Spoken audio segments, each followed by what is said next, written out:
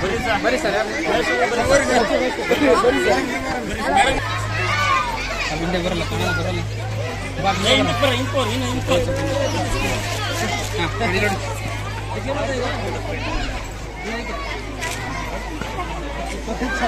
Sir ಈ ಕಡೆ ಅದೇ ಚೇರಿಂಗ್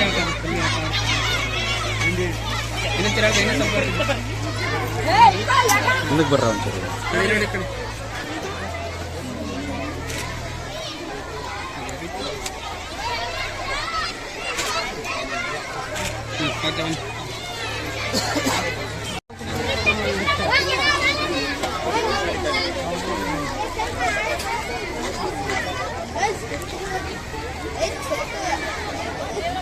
ಮನೆ ಕೆಳಗ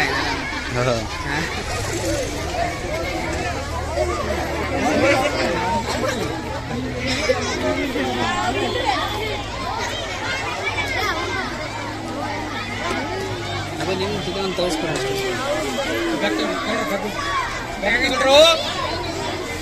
ಎಲ್ಲರೂ ಬೂಟ್ ತೋರಿಸ್ತಾ ಇದ್ದೀರಿ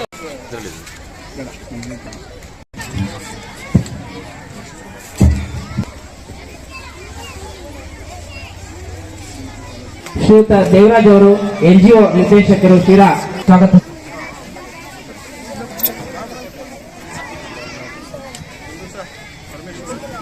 ಶಾಲೆ ಪ್ರಾಂಶುಪಾಲ ಅವರು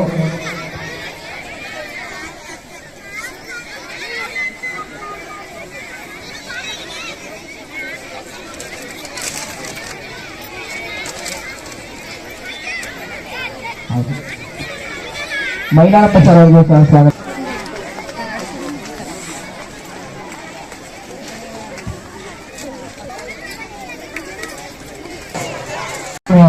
ವೇದಿಕೆ ಮೇಲೆ ಬನ್ನಿ ಸರ್.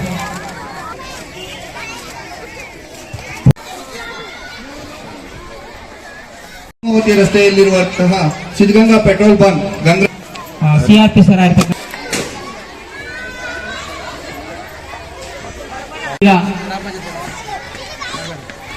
ಮುಗಿಸ್ತಾ ಇದೆ. ಜೈ ಹಿಂದ್ ಜೈ ಕರ್ನಾಟಕ. ಉದುಗಿರ್ತಕ್ಕಂತಹ ಪ್ರತಿಭೆಯನ್ನ ಹೊರತೆಗೆಯುವುದೇ ಶಿಕ್ಷಣ.